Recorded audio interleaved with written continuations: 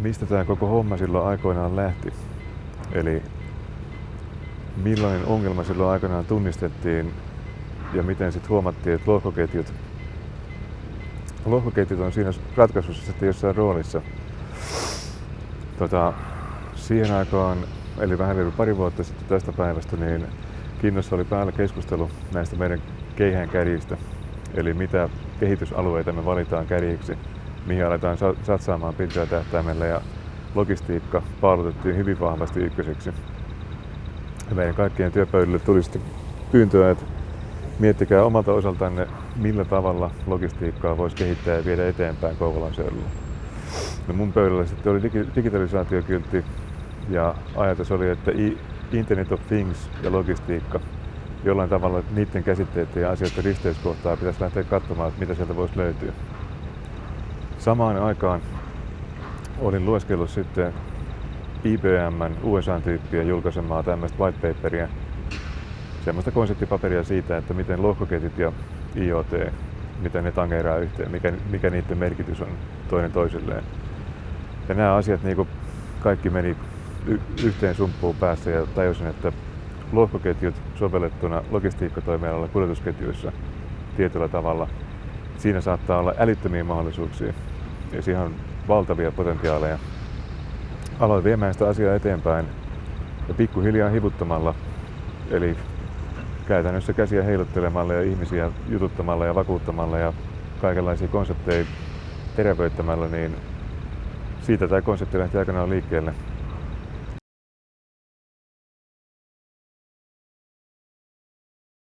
Miten sä löysit siihen, että niin kuin nimenomaan kontti edellä?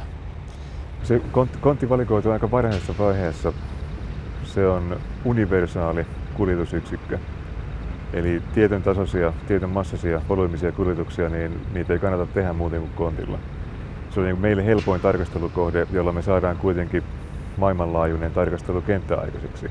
Jos me oltaisiin menty siitä pienempiin yksikköihin, eli lavoihin tai yksittäisiin pakkauksiin, se kompleksisuuden taso olisi ollut aivan liikaa meille. Mitä ensimmäisessä vaiheessa teki? Niin, nimenomaan. Se on niin kuin kehitysprojekti. Oliko tuo helppo pukea tuo sanoma niin kuin liiketoiminnan muotoon? Jos me mietitään nyt, että IoT ja lohkoketjut, niin kuulostaa aika tekniseltä.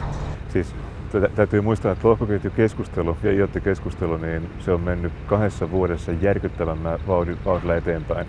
2 vuotta sitten ei liiketoiminnasta eikä liiketoiminnan kehittämisestä näillä käsitteillä ei puhuttu juuri mitään. Se oli puhtaasti tämmöistä abstraktia teknistä keskustelua. Ja se on 2 vuodessa kypsynyt älytöntä vauhtia, että nyt me puhutaan liiketoiminnan kehittämisestä. Eli nämä teknologiat ja tekniset käsitteet, niin ne on saanut sen välinearvonsa, mikä niille kuuluu.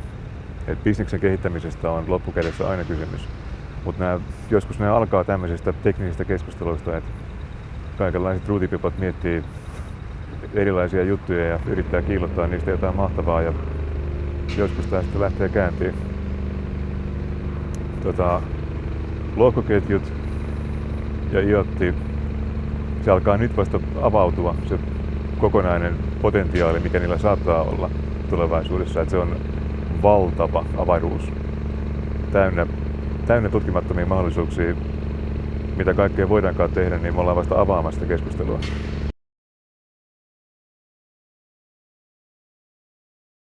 Jos ensimmäinen kohta oli se, että saadaan näitä kontteja träkättyä, että missä milloinkin, missäkin sellainen kontti menee, niin mikä se ultimaattinen visio tässä on? Ultimaattisia visioita mä jaan ne 3 vaiheeseen. Me ollaan toteuttamassa ykkösvaihetta, eli tätä 100% näkyvyyttä kuljetusketjujen varrella. Se on se avain, millä mahdollistetaan liiketoimintaprosessien kehittäminen ja tehokkuuden parantaminen älyttömissä harppauksissa. Kakkosvaihe on tekoälyteknologioiden mukaan tuominen, kun me aletaan kerryttämään valtavia datamassoja, eli yritysten välistä perusrutiiniviestiliikennettä siitä, että missä vaiheessa mikäkin liiketoimintaprosessi on, missä kontit kulkee ja mikä niiden status on. Siitä kertyy uskomaton big datamassa, ja tekoäly on ainut tapa käsitellä sitä niin, että siitä saadaan jotain järkeä ulos. 3. vaihe on sitten koko tämän täydellisen näkyvyyden, tämän älykkyyden älykkyyden tuominen mukaan sen tiedon käsittelyyn. Kolmas vaihe on sitten se, että me liitetään tämä kokonaisuus osaksi globaalia älykkään liikenteen taustajärjestelmää.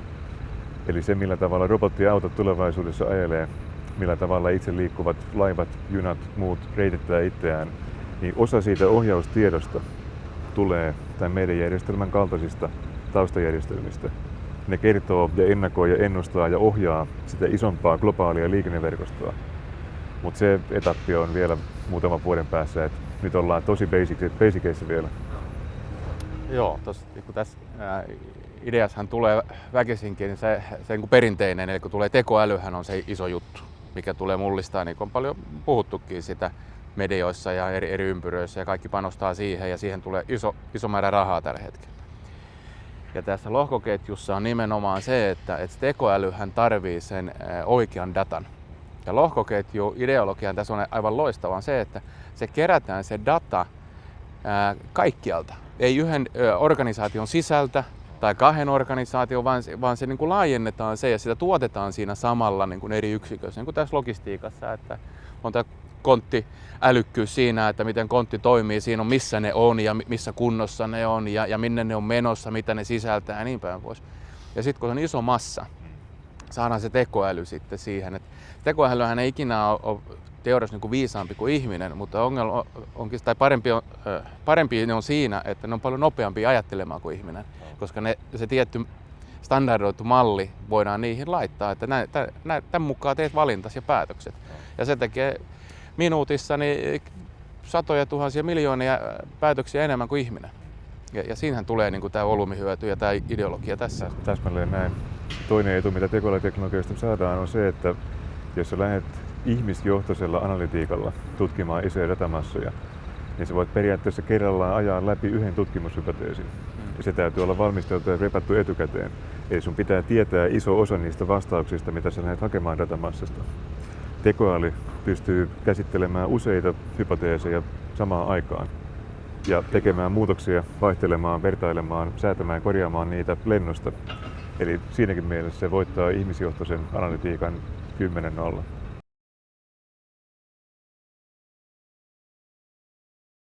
Miten te näette luottamuksen tässä koko genressä? Se on varmaan se aika yksi iso avain. Luottamus on kaiken A ja O.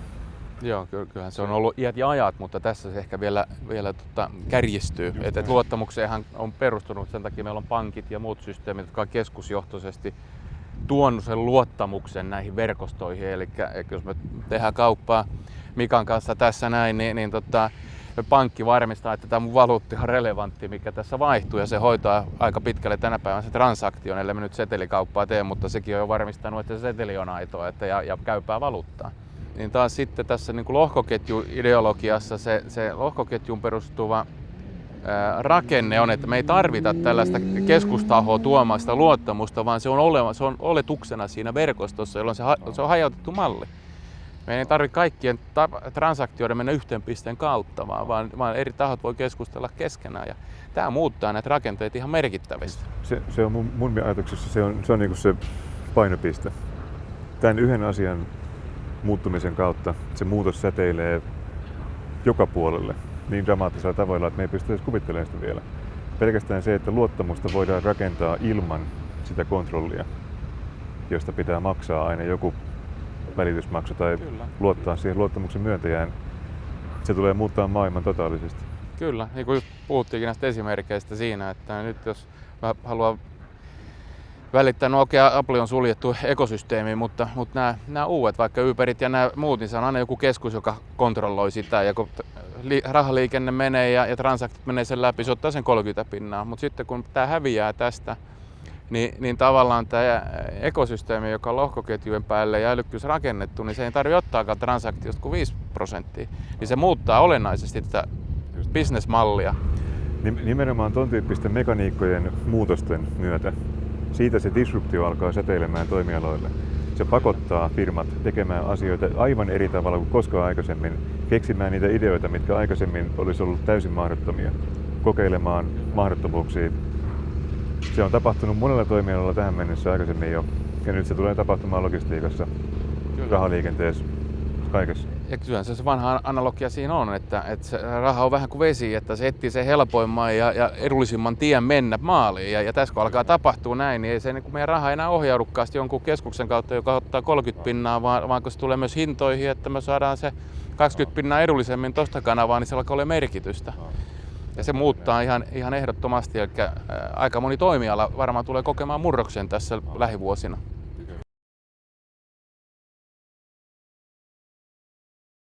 Yksi iso kysymys on tämä älykkäät sopimukset, älykkäiden sopimusten niin kuin hallinta tavallaan, että taustalla on erilaisia asioita, joilla esimerkiksi kontti pystyy itse optimoimaan reittinsä ja sitä kautta hoidetaan automaattisesti tiettyjen ehtojen mukaan niin kuin maksut ja sun muut asiat ja se on käytännössä ne ehdot ilmeisesti kirjoitettu sinne koodiin johonkin taustalle, että ne ei ole niin kuin näkyviä. Niin jos siellä tapahtuu jotain, niin miten nämä vastuukysymykset, että tällaisessa niin kuin hyvin verkostoituneessa maailmassa, niin kenen vastuulla näissä sitten on, jos jotain niin kuin käytännössä tapahtuu? Tuo on älyttömän hyvä kysymys. Siinä hämää tämä käsite älykkäät sopimukset. Niin kuin sanoit, niin ne on oikeasti puhdasta koodia. Eli ne on ohjelmoituja parametreja, automaattisia laukaisimia, jotka reagoi muuttujien arvojen vaihtumiseen. Niillä ei ole mitään tekemistä juridisten sopimusten kanssa. Eli me ollaan siinä kohtaa täysin tuntemattoman edessä. Millä tavalla tulevaisuudessa lainsäädäntö tai sopimusoikeus tulee ottaa kantaa siihen, että sulla on niin sanottu älykäs sopimus. Eli joku ohjelmakoodi, jolle sä oot tietyssä mielessä ulkoistanut osan omia prosesseja. Tähän me kukaan ei tiedä. Ei voi tietää vielä, että tämä kehittyy koko ajan. Tätä keskustelua käydään ympäri maailmaa ja toivottavasti pian päästään johonkin alustaviin johtopäätöksiin, että mikä on viisautta, mihin voidaan kaikki sopia yhdessä. Joo, se on mielenkiintoinen ajatus sinällään, koska nyt nämä laitteet, siihen tuodaan niin kun on sitten lohkoketjulla tai muulla teknologialla niin älykkyys, ja ne alkaa itse generoimaan taloudellisia transaktioita. Ja jos siellä tapahtuu jotain, ja isolla mittakaavalla, että sanotaan, että jääkaapit alkaa tilailemaan sitä sun tätä, ja sieltä tulee kerrannaisvaikutuksena 10 000 jääkaappia tilaa vääriä tuotteita jossain koodivirheestä, niin kenen virhe, kuka maksaa, ja sitten hinta on iso. Tai esimerkiksi tämmöinen mahdollinen painotettu tilanne, että jääkaapin valmistajalla on sopimus jonkun meijerin kanssa. Että aina kun se jääkaappi haluaa maitoa, niin se tilaa tiettyä maitoa. Tässä saattaa tämmöisiä markkinavääristymiä tulla hyvin äkkiä. Että näissä jutuissa kannattaa mennä niin hitaasti eteenpäin kuin ikinä voi. Ja mieluummin varmistaa 2 kertaa, kuin lähteä juoksemaan sen konseptin kanssa ja toivoa, että kaikki kääntyy jotenkin parhain päin. Tämä on hirvittäviä riskejä sisältää myös. Niin kyllähän tässä varmaan useampi vuosi menee vielä, että alkaa tulla todellisia toteutuksia. Että jos mietitään nyt, että on Gartnerin hypekaudan huipulla, ehkä se alkaa pikkuhiljaa taittuu, mutta kuitenkin, niin siitä on vielä pitkä matka siihen, että täältä tulee useita kaupallisia ratkaisuja. Me puhutaan helposti vuosista, 4, 5, 6 vuotta. Sitten alkaa tulla sellaisia ensimmäisiä, on ne sitten teollisia tai kuluttajapuolen tuotantosovelluksia, joihin alkaa oikeasti voida parata painoa päälle. Tämä onkin sellaisia, mitä me huomataan, onhan niitä jo jonkin verran, mutta sellaisia kuin merkittäviä, mikä muuttaa toimialoja ja rakenteita sit siinä. Että just luin artikkelin siinä, että tänä vuonna niin kun oli tutkimuslaitos heitti arvion, että tähän teknologiaan ja siihen liittyviin ratkaisuihin panostetaan tänä vuonna 30 miljardia. No tietysti tarkoittaa, että se on niin iso summa rahaa ja tarkoittaa iso määrä älykkyyttä ja työtä tämän asian ympärille. Oletetaan kyllä, että jotain alkaa syntyä jo tuolla rahamäärällä. Kyllä. Ei ne muuten panostaisi tähän.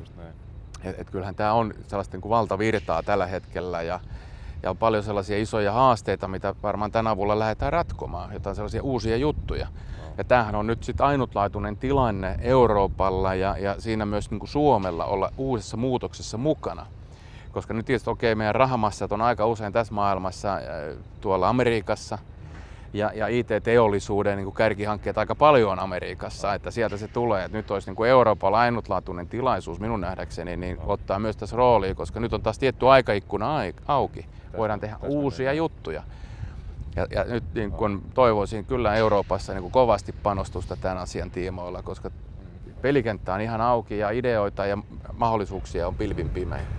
Tuo on älyttömän hyvä pointti. Tämän tyyppiset investoinnit tämmöisen hypekäyrän tässä vaiheessa kun ollaan, että kaikki kohkaa ja puhuu näistä asioista. Ja kukaan ei oikein vielä tiedä, mitä ne oikeasti tulee tarkoittamaan muutaman vuoden päästä.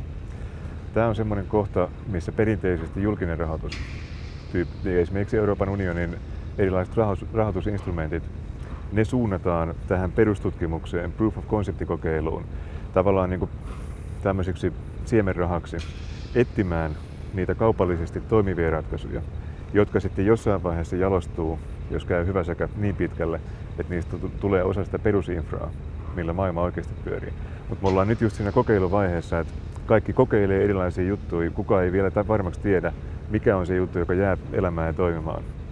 Että julkisen rahan investointi tässä kohtaa, tämä on niin kuin kriittisen tärkeää niiden markkinoiden tulevalle toimivuudelle, koska yksikään yksityinen firma, olkoon se miten iso tahansa, ei tässä vaiheessa teknologian kehityskaarta ei todellakaan lähde investoimaan yhteen rajattuun suuntaan valtavaa määrää rahaa. Siis käytännössä lyömään vetoa siitä, että tämä idea on nyt se, mikä kantaa seuraavat 50 vuotta. Ei. Se on julkisen rahan tehtävä. Kokeilla ja tehdä sitä pienimuotoista testailua hyvin laajalla skaalalla erilaisissa sovelluksissa. Joo, kun tässä on, se on juuri näin, koska niin kun rakenteet muuttuu siinä suhteessa, kun ennen on tehty järjestelmiä, ne on aika usein niin ollut yrityksen järjestelmä, yrityksen sisällä. Nyt lohkoketjun avulla niin tehdään ekosysteemijärjestelmiä. Ja sitten ei välttämättä siinä olekaan toimia, että kuka ottaa tämän roolin, että tehdään tätä, harmonisoidaan logistiikka Euroopassa ja tämä kontti-ideologia, kenen vastuulla se ei ole tätä tahoa tällä hetkellä. Niin se, että antaa sellaisen alkusysäyksen sitten tähän, kyllä sitten kun markkinavoimat tulee peliä, ne näkee sen mahdollisuuden, kyllä siihen sitten ottajia on ja tarttujia ihan varmasti yllin kyllin on siinä kohtaa. Tämä on täsmälleen se positiivinen rooli, mitä me ollaan kehitysyhtiönä ottamassa. Eli me nähdään niin kuin meidän elinkaari tässä projektissa siinä alkuvaiheessa sysääjänä ja alkuvaiheen kokeilujen mahdollistajana. Sitten kun tämä lähtee menemään kohti jotain järkevää kaupallista tekemistä, ja tässä alkaa näkyä ne edut ja hyödyt selvästi, mitä tämä tuo bisnekselle, sen jälkeen markkinat hoitaa sen lopun. Tämän alustavan idean, tämän kokeilun päälle me yritetään rakentaa sitä platformi, johon kuka tahansa voi tulla ja yrittää uutta omaa bisnestä rakentaa siihen päälle. Et me hypätään siinä kohtaa sitten tekemään jotain muuta. Se ei ole meidän tonttia enää.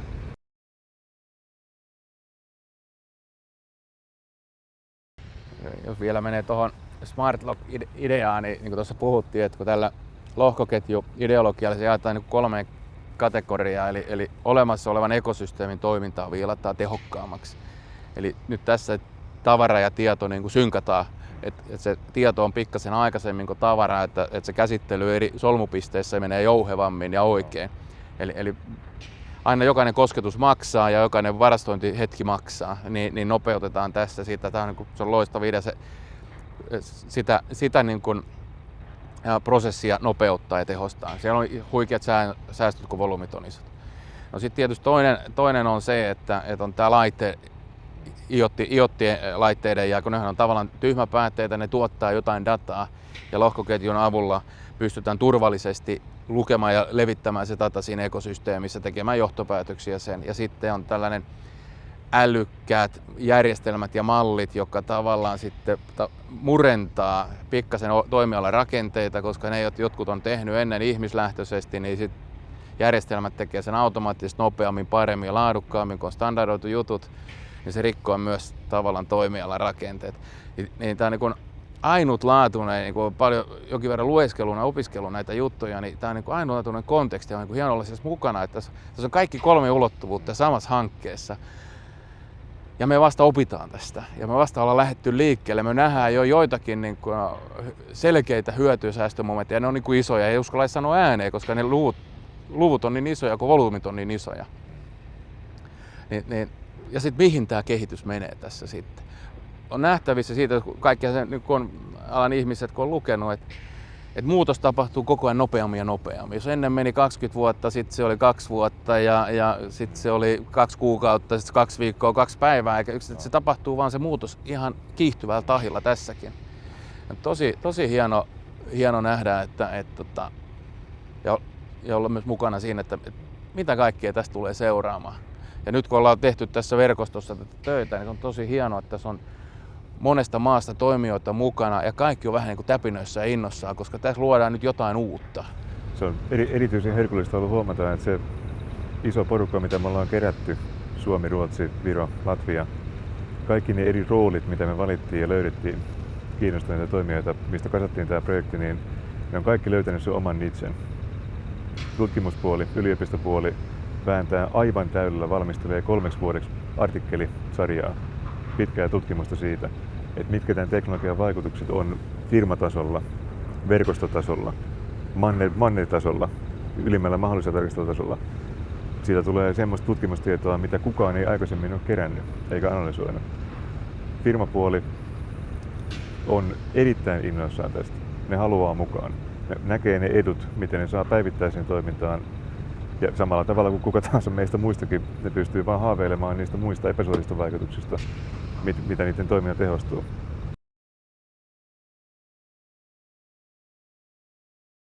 Tässä on oikeastaan hyvä hypätä nyt, puhutaan näistä toimijoista tässä ympärillä, tässä käytetään myöskin niin kuin IPM-teknologiaa.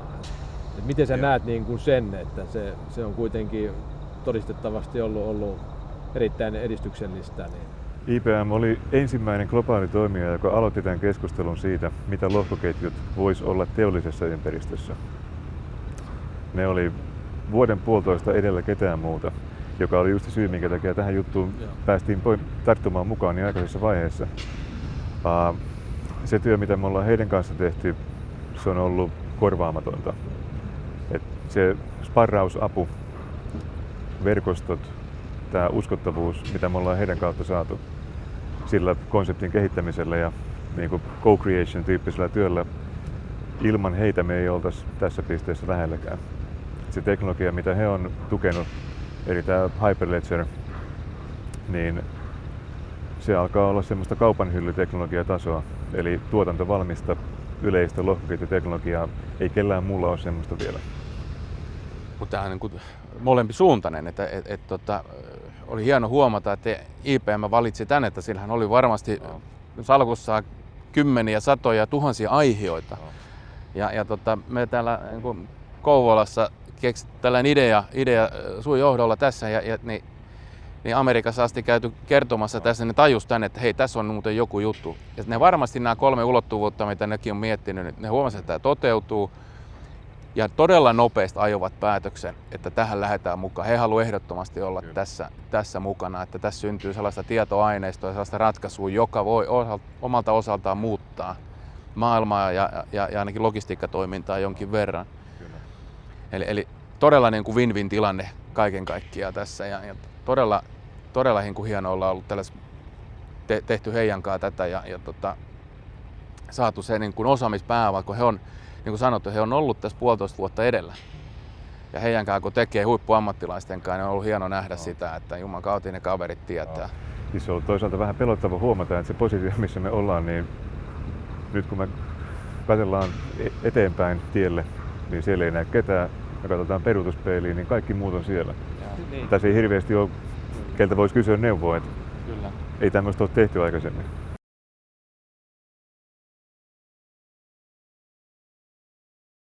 Mites toi pelkällä teknologiallahan, kun ei tehdä oikeastaan niin kuin mitään, niin miten sä näet Propentuksen roolin? Propentuksella on tässä projektissa avainrooli. Ilman sitä kompetenssia, mitä Propentus pystyy tuomaan siihen kehitystyöhön, softakehitystyöhön sekä niiden toiminnallisuuksien ja kyvykkyyksien muovaamiseen, mitä tämä meidän platformi tulevaisuudessa tulee sisältämään, ehdottomasti avainrooli. Et ilman Propentusta en oikein näkisi, että miten tästä voisi mennä eteenpäin. Teidän kompetenssit identiteetin hallinnassa ja pääsyn hallinnassa, se kokemus ja näkemys, mitä teillä on vuosien mittaan kertynyt, se on sitä kovinta ydintä, mitä tässä kehitystyössä tarvitaan. No joo, siis tässähän meillä nyt natsas ihan puolen vahingossakin nämä asiat siinä, eli meidän fokus on ollut se luottamus. Se on koko tämä lähtökohta. Meillä on aika moni laki jo koskettaa niin kuin meitä, kun me tässä identiteetti- ja käyttövaltuusmaailmassa pyöritään, niin käsitellään paljon henkilötietoa ja siinä, että kuka saa tehdä mitäkin ja pääsee mihinkin, niin se on todella luottamuksen alaista asiaa, että on merkittävillä tahoilla koordinoidaan sitä toimintaa. Niin tässä on ihan sama asia, että luottamus on se peruslähtökohta, mitä tätä on lähdetty tekemään. Ja tässäkin kun lähdetään synnyttämään, niin se missä se voi pieleen, että onko se lähtökohta, se perusta, millä lähdetään tässä lohkoketjussa, sehän on se, että se täytyy olla luotettava ja tarkistettu ja auditoitu taho, minkä päälle. Sittenhän tämä lohkoketju-ideologia on se, että sen jälkeen kun se perusta on varmistettu, että se on ok, niin se lohkoketju itse huolehtii siitä, että sitä ei enää pystykään muuttamaan ja väärentämään, ja silloin se pysyy se luottamus. Mutta jos alussa asti tuleekin vähän niin kuin epäselvä toimija sitten siihen luo sen päälle, niin sitten kun luottamusta ei ollut aluksi, niin ei sitä kyllä sitten enää synnykään siihen verkostoon. Eli tässä on tiettyjä niin kuin synergiaetuja, ja onhan tässä nyt kontti hommassa, kun mietitään tässä näin, niin on se aika iso juttu, että se tulee itse tekemään jossain vaiheessa tilauksia, se tekee taloudellisia transaktioita aika paljon, niin se luottamus on siellä pakko olla.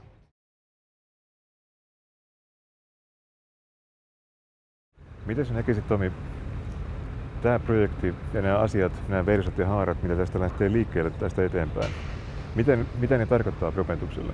Millaiseen paikkaan ne vie teitä? Millaisia tulevaisuuksia teille avautuu tästä? No, tällä hetkellä meillä on niin kuin, avautuu jo ihan niin kuin liikaa. Me alkaa olla runsauden niin kuin pulaa ideoista, mitä voidaan niin kuin tuottaa. Se, mikä meillä on vähän kuin kyseenalaista tässä, että vielä, että me täytyy oppia vielä vähän enemmän, että minkälaisia liiketoimintamalleja tässä tulee. Eli onko se liiketoimintamalli, että tähän kun päästään mukaan ja sitten siitä tulee joku transaktiomaksu tyyppinen, että sentti per transaktio, ja sitten kun niitä on miljoonia päivässä, niin sitä jo kertyy sitten mahdollisuutta kehittää näitä hankkeita ja viedä eteenpäin. Mutta tällä hetkellä niin lyhkäisen ajan siinä tässä kehittämisessä tulee jo se kova paine. Meillä tietysti Suomessa on ja eurooppalaisessakin on jo kova paine, että hyviä IT-alan osaajia on vähän. Ja niitä pitäisi olla enemmän, eikä meillä tulee jo kasvupaine tässä aika kova. Mutta sehän on vain positiivinen ongelma, että on enemmän tehtävää kuin tekijöitä. Sitten se on sen optimointia vaan, että mitä kannattaa tehdä. Ja on se tietysti meilläkin yrityksen sisällä, että pelataanko me sitä oikeaa hevosta nyt tässä kohtaa, että lähdetäänkö me tänne vai tänne suuntaan, kun nyt mahdollisuuksia alkaa olla koko ajan enemmän. Kyllähän tällaisessa asiassa on hienoa olla mukana, että ei sitä pysty kieltämään se, että tämä on saanut aika hyvää huomioarvoa. Tämä on hypekäyrillä. Tämä hanke on arvioitu, että se on Euroopan top 10 lohkoketjuteknologiahankkeissa. Me ollaan siinä isona toimijana mukana ja tekemässä, niin kyllä se on auttanut meille niin kuin brändin rakentamisessakin aika paljon. Että se on monta aspektia, mikä tukee tällä hetkellä tätä meidän liiketoimintaa ja tulevaisuuttakin ja visiointia. Ja sitten meillä oli aikana, tai meillä on edelleen meillä tuossa omassa mallissa sellainen iso visio, mitä me niinku rakennetaan, mikä ollaan mietitty, että miten ihmeessä me niinku toi saadaan ratkattua. Että se ongelma ja tarve on tässä, kun ihmiset ja asiat toimii nykyään ekosysteemeissä. Ja me käytetään järjestelmiä, ties kenen järjestelmiä. Ja sitten jos mä käytän yrityksen edustajana toisia järjestelmiä ja mun toimenkuvat muuttuu tai mä vaihan yritystä, niin mitä niillä kaikille? Siinä on sellainen iso ja tässä näkee ihan selkeästi, että hei, nyt meillä on siihen työkalut sen rakentamiseen. Mutta siinä nyt pitää passata, että missä kohtaa maailma on niin kuin valmis, missä kohtaa se aina kannattaa tehdä, että se saadaan niin kuin bisnestaloudellisesti liikkeelle. Että sen sellaista passausta, mutta huikeasti on avannut mahdollisuuksia. Hieno aika, niin kuin jossain just luin artikkelin, että nyt on hieno aika tällaisen kuin IT-yritysten olla olemassa, että nyt tapahtuu paljon ja hienoja asioita ja on muutoksessa mukana. Ja sitä tämä kyllä ehdottomasti on.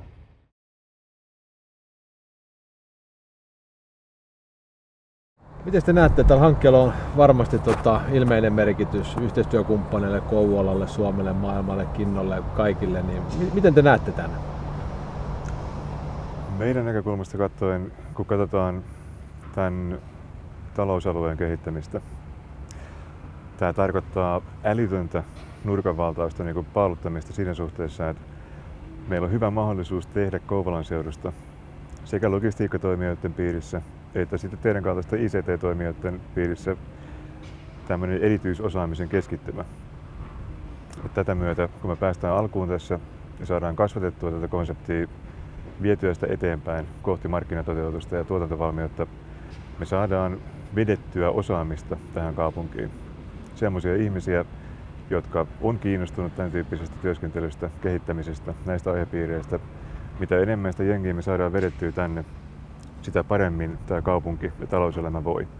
Ja siinä oikeastaan hyvin tiivistettynä on meidän missio, että sitä varten me ollaan olemassa, sitä varten me halutaan tehdä asioita ja sitä varten me ollaan tämmöinen projekti alueelleen pistetty pystyyn, että tämmöisiä mahdollisuuksia avautuisi.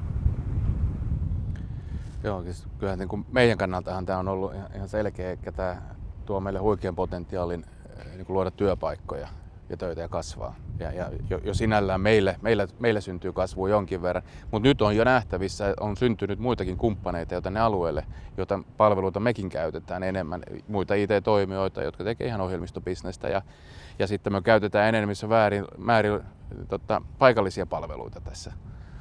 Ja nyt kun päästään tähän niin kuin logistiikkaan, niin kyllä mä näen sen niin kuin synergiaetun siitä, että kun me ollaan kuitenkin IT-alan yritys ja ohjelmistoliiketoimintaan tehdään ratkaisuja sen ympäriltä, mutta se itse bisnesosaaminen on niissä yrityksissä ja meidän täytyy saada se ymmärrys ja nyt kun on syntynyt verkosto, niin se antaa meille huikean mahdollisuuden heidän kanssaan tehdä yhteistyössä jotain aivan hienoja juttuja niin kuin nyt tehdäänkin.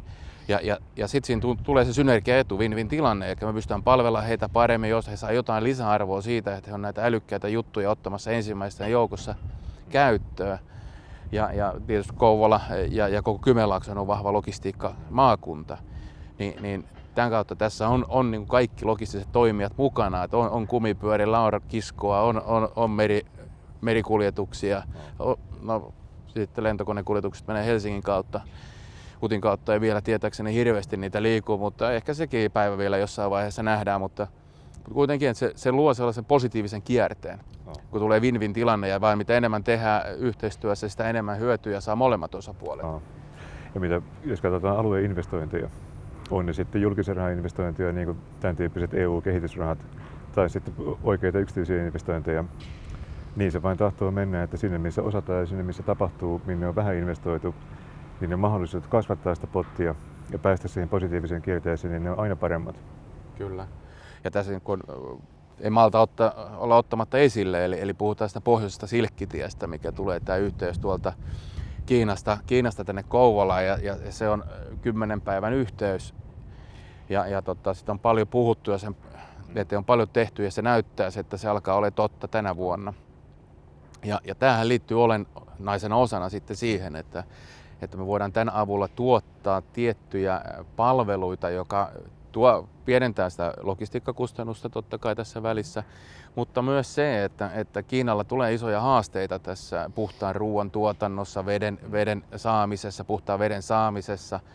Ja meillä olisi hyvä mahdollisuus rakentaa sellainen malli, eikä me pystyisi toimittamaan 10 päivässä sinne elintarviketta.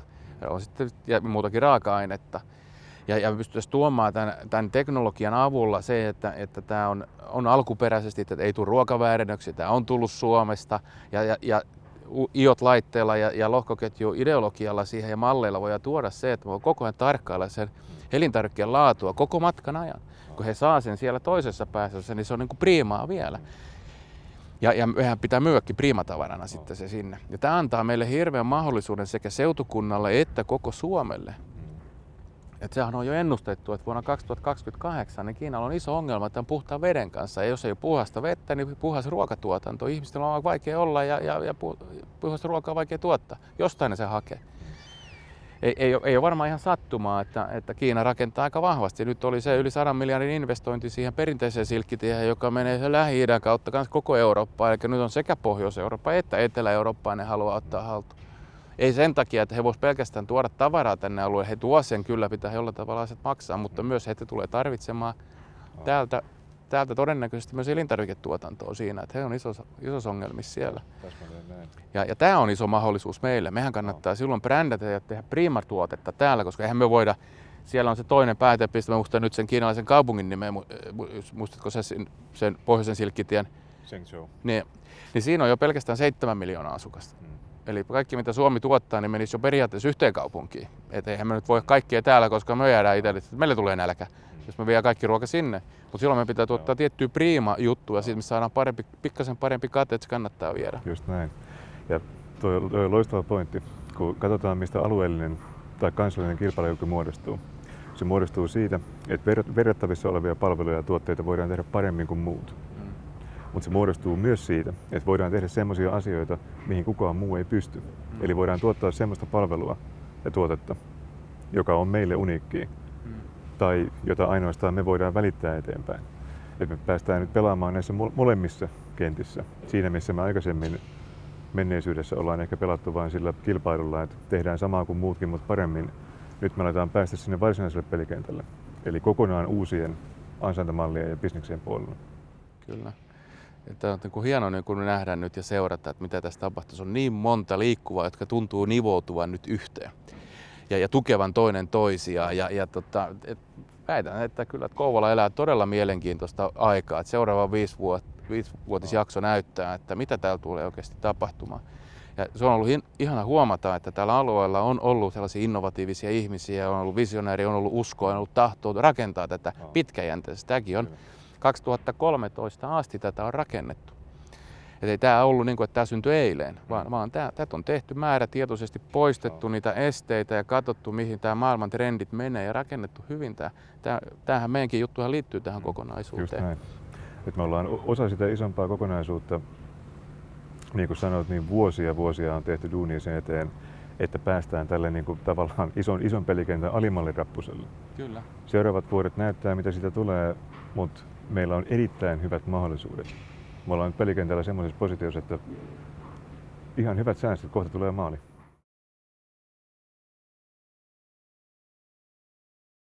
Te olette molemmat aika visionäärejä ja Mikakin on tämän alan huippuasiantuntija jopa maailmantasolla. Niin miten te näette, mikä tämä tilanne on 5 vuoden päästä? Nyt me paljon ollaan tässä pyöritelty ja käännelty asiaan, mutta jos haluaisitte niin kuin maalata sen tuonne taivaanrantaan sen 5 vuoden päähän, niin missä tilanteessa me ollaan täällä? Mä sanoisin, että 5 vuoden päästä, mitä tulee tähän meidän maantieteelliseen sijaintiin ja tähän infraan, niin me tullaan olemaan Euroopan johtavia logistiikkakeskittymiä. Älylogistiikkakeskittymiä. Sekä älylogistiikan puolella että tämän perinteisen infrapohjaisen logistiikan puolella.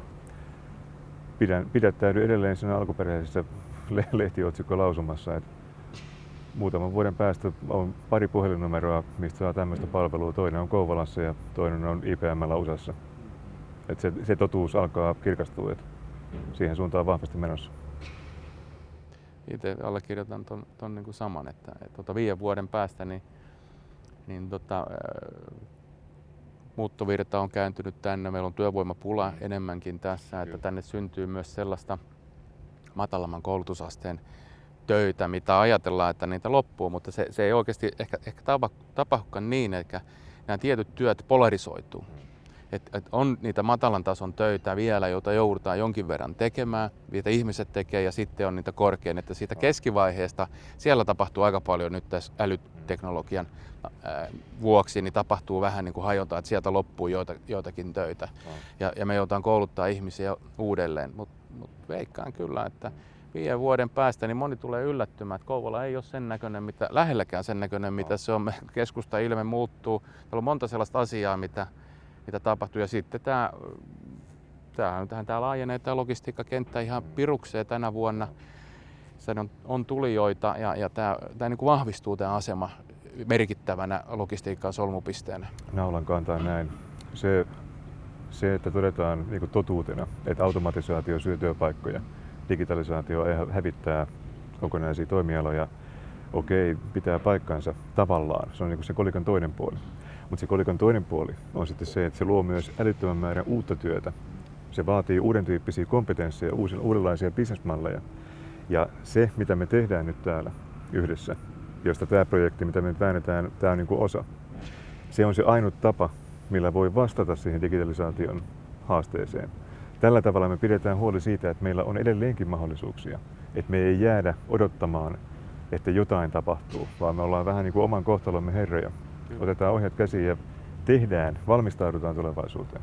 Ja tämä on niin kuin se, mitä on ollut ilo huomata, että normaalisti me voidaan katsoa tai valita puolemme, että vastustetaanko me muutosta vai tehdäänkö me muutosta. Se, joka tekee ne muutokset ja on etunojas, niin se voittaa sen pelin pitkälle juoksuun. Ne, jotka vastustaa, niin ne niin kuin kuihtuu pikkuhiljaa pois.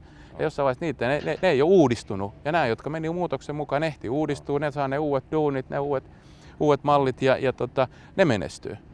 Ja nyt me on kiva nähdä tässä, että tässä on ollut sellaista niin kuin meininkiä, että me ollaan oikeasti muutosten tekijöitä täällä Kouvolassa. Tämähän ei käy meidän perinteiseen imagoon, jos ollaan ihan rehellisiä, että täällä ollaan oltu vähän niin kuin, meillä on ollut vahvana paperiteollisuus ja perinteinen teollisuus ja siitä on haluttu pitää kiinni. Ja jopa niin, että uutta teollisuutta ei ole haluttu niin hirveästi synnyttää. Mutta nyt nähtävissä on, että ehkä se kääntyy sitten loppujen lopuksi meille voitoksi, tämä, että meillä menetettiin tämä paperiteollisuus silloin aikanaan ja siitä on jo me suruaika on käyty jo läpi ja nyt ollaan niin kuin vastaanottavia siihen uudelleen ja muutokselle, että nyt jotain täytyy tehdä, että ei jaksa enää vaikeroida, kun se ei tuottanut tulosta se vaikerointi. Ehkä jos tämä tekeminen tuottaisi nyt ne tulokset, niin, ja nyt näyttää, että tuottaa.